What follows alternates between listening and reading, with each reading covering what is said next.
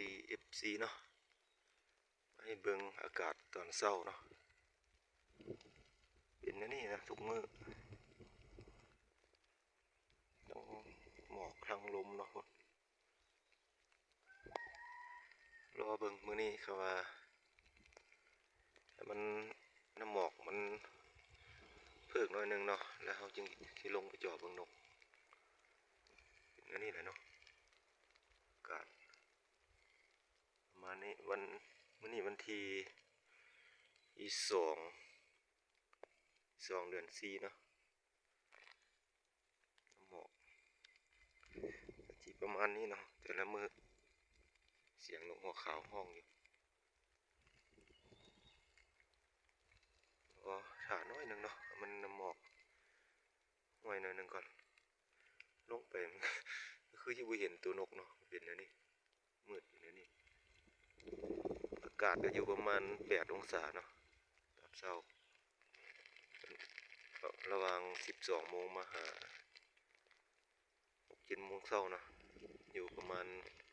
8-9องศาลมพัดเนาะ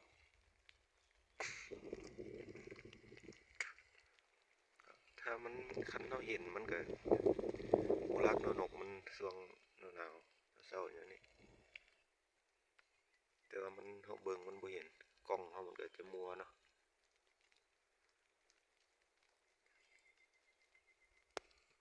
ลมเนาะ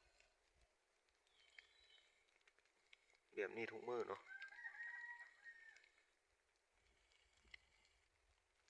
ขนาดเดือน4เดือน5แล้วยังหนาวอยู่รอรุ่นเนาะสิได้ยิงบ่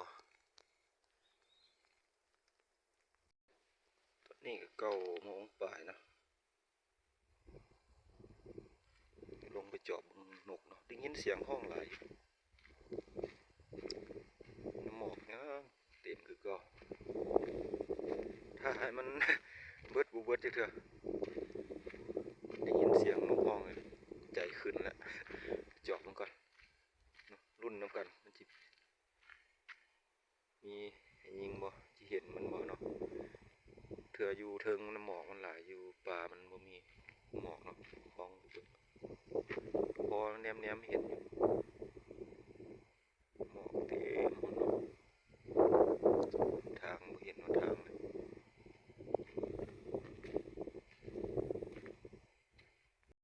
เข้ามาป่ามันแจ้งอยู่เนาะแต่ว่ามันเปียกคือฝนตกใบไม้น้ำปกเปียกอยู่เนาะ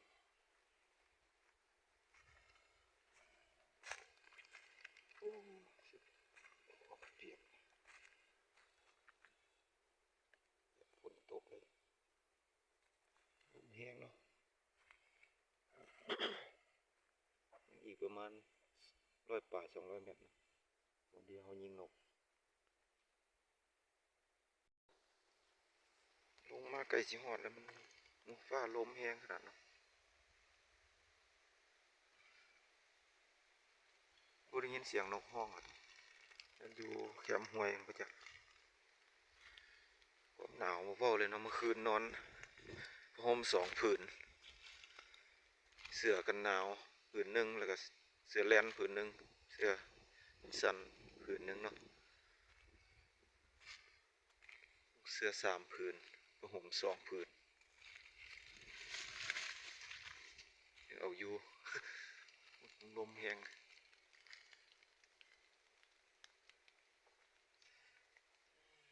มีนกให้ยิงอยู่เนาะรุ่นไปนำกัน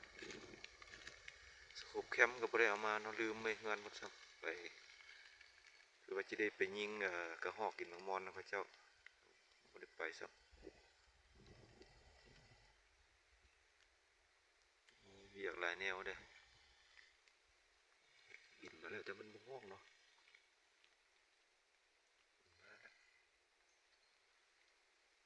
2-3ตัวบ่ฮู้ว่านกหยังเนาะ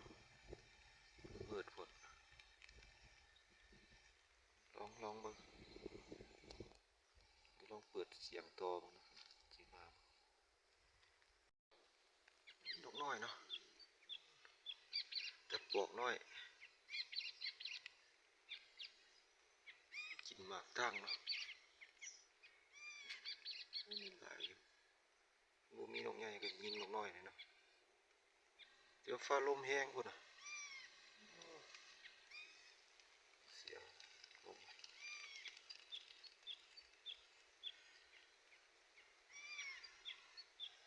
จอบยิงนกใหญ่ก่อนเนาะมันขึ้นนกน้อยยังอยู่ก็ยิงนกน้อยขึ้นบ่ได้ยิงนกใหญ่เนาะลองมันอารมณ์โอ้สิได้ยิงนกอยู่บ่มื้อนี้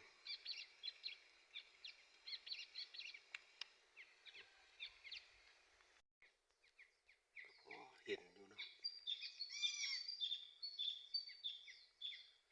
แต่ว่าบ่ได้ยินเสียงนกฮ้องเลยมีแต่นกน้อยเนาะลืมเปลี่ยนรีโมท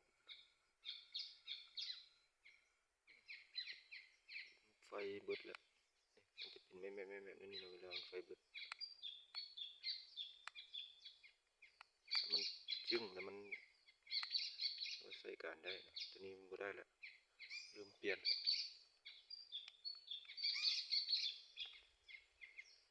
พื้นเปียกเปิดเครื่องเสียงตัวลองมองจะมีนกมาอารมณ์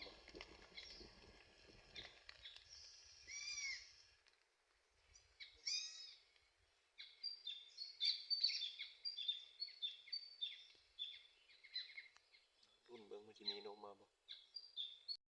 เห็นนกจักตัวเลยเนาะดอกขาวหลายเนาะน้อยมันกินดอกนี่น้ำหวานนี่ก็10 โมงปลายแล้วเราเลาะมาพี่ยังบ่เห็นบ่ได้ยินเสียงห้องจักตัวเลยบาง8 โมงกันได้ยินอยู่เนาะ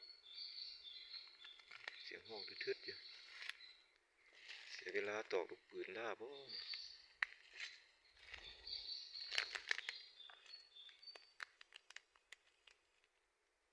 หนาวบ่มาเมื่อวานอยู่นี่เนาะหลายเช้านี่ก็ห้องอยู่แถวๆนี่แหละแต่ว่าเขาลงมาแล้วบ่เห็นบ่ได้ยินเสียงห้องเลย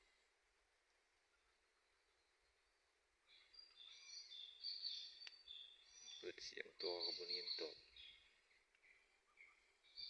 ตอนแรงเนาะตอนแรงจะมาจอบเบิ่งใหม่ก็นอนบ่มีแท้เราเลาะเบิ่งอีกน้อยหนึงก่อนเสียเวลาตอกลูกปืนเนาะบ่มีนกแท้เลยจะได้คืนมาลมแฮงพิลึกพุ่นเนาะเสียงนกน้อยห้องอยู่ป่ามันลมมันแฮงพุ่นนกหัวขาวบ่ได้ยินเสียงจากตัวเลยสิยิงนกน้อยก็มันยิงบ่ได้แล้วมันลมแฮงนะ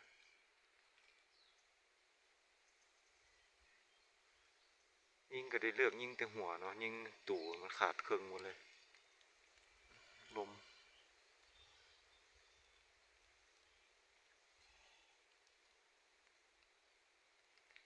โอ้หมดด้วยกันแล้วแรงอย่ามาเจาะเบิ่งเนาะมันเซาลมก่อนบ่ได้กินมันเป็นอันนี้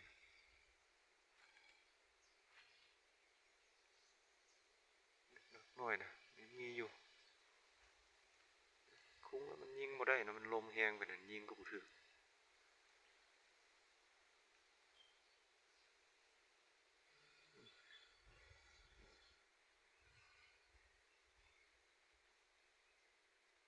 โอ้ยเนาะนี่เนาะ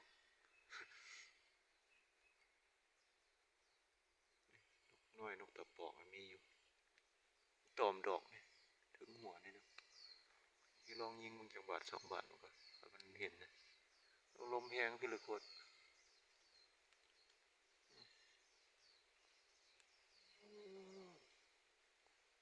ต้นไม้สิยิงได้เป็นอันนี้เนาะโอเคเนาะ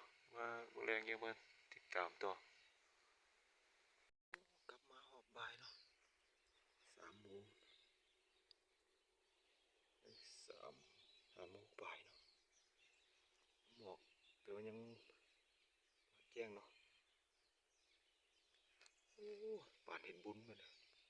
เสียงทึดบินมานี่4-5 ตัวเนาะขาวอู้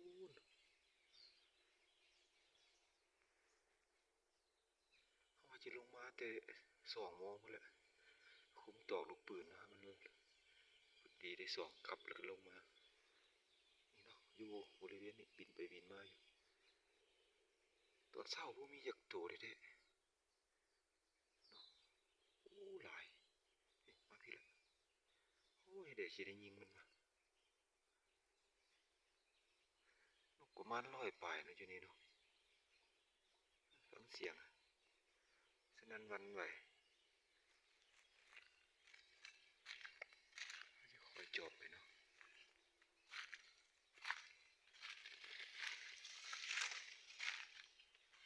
โอ้ยตัวนึง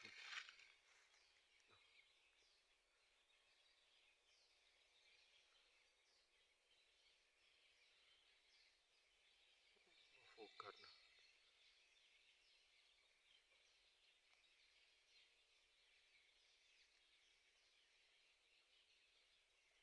บิน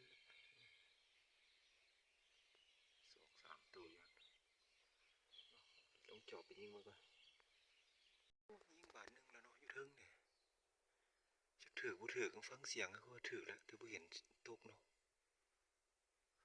ยิงบาทเดียวแตกอึ้นเลยสมองกันบางเทือข้างเนาะโอ้ยบ่หมานใช่มั้งไปฟังเสียงก็ถือแล้วบ่ถือคักบ่เลยเลยยังดีอยู่เนาะปลายปืนต่ำต้นไม้นี่มันเราเขื่อนบ่จ๊ะมันจะลองมันยันนกตื่นโอ้ยบ่อยู่เด้เด้บุญมันงัวอยู่เทิงกันนะเนาะมันบังใบไม้เห็นแต่หัวถึงบ่อยู่แท้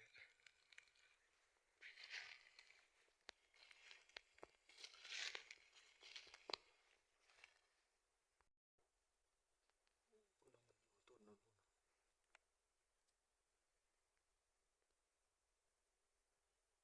แตกไปหลายตึกแล้วหลายเนาะแต่ว่ามันเฮาสิไปหามันบ่ได้แล้ว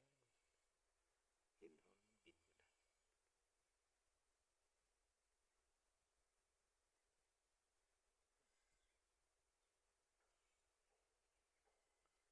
โอ้สุดลักเลยเนาะยิงบาดเดียวแตกขึ้นเลยยังบ่ได้นกเก็บตัวเช้านี้ได้นกน้อยตัวนึงยิงบาดเดียวที่ไหนเนาะจะไปหามันได้จ่อไปทางไหนเนาะยิงตก2 ตัวแล้วเนาะตัวหนึงตกหั่นตัวหนึงตรงนี้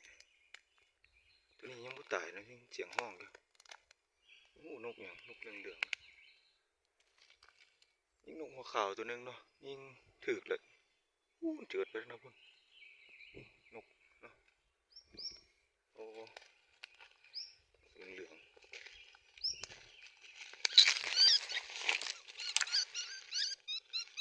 ปีกเนาะ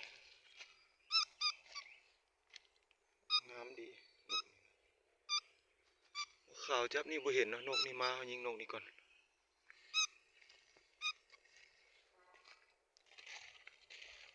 หมอกเพิกแล้วตัวนี้เสร็จแล้วใช่นกไฟเนาะกุนเดียวนกไฟ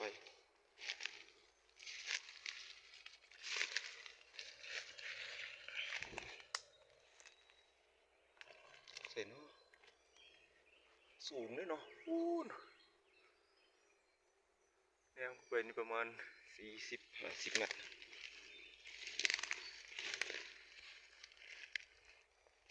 เป็นตัวบริเวณนี้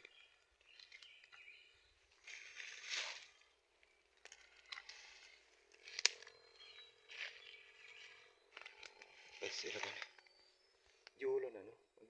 มันยิงแล้วมันถือมันย้อนหัวลง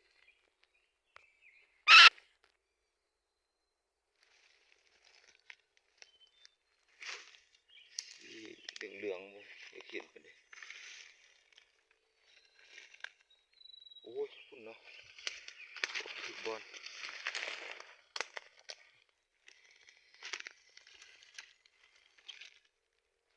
ที่เป็นคู่ผัวเมียเนาะตัวนี้ค้างแดงตัวนี้บดแดงเนาะสีงามนกหัวขาวมากมาจับต้นนี้เนาะยิงบ่หูจีซอกได้บ่มันยิงถึกแล้วมันลงไปเบิ่งเนาะพุ่นบ่หูจีซอกแล้วมันรีอยู่โอ้มันบังเครือไม่แฮเนาะแนมมาบ่เห็นบนตกแล้วมันเจิดยิงบ่อยู่กับที่มันปินทั้งข้างมันเนาะข้างมันพอดีปินหัวไปทางหัวมันบ่ปินหน้ามาจากตูมา3ตัว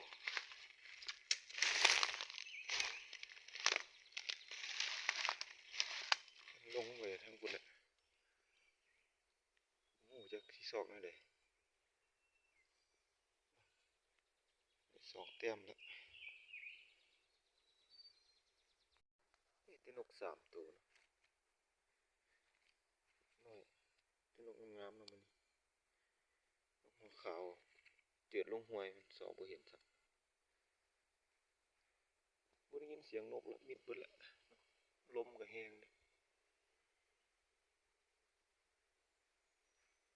ลักแล้วมันเอามายิงมันหลายเทื่อแล้วยิงหัวขาวบัดเดียวเนาะตกก็บ่ได้สักเล็กแล้วนะประมาณนี้เนาะบ่มานปานใดมื้อนี้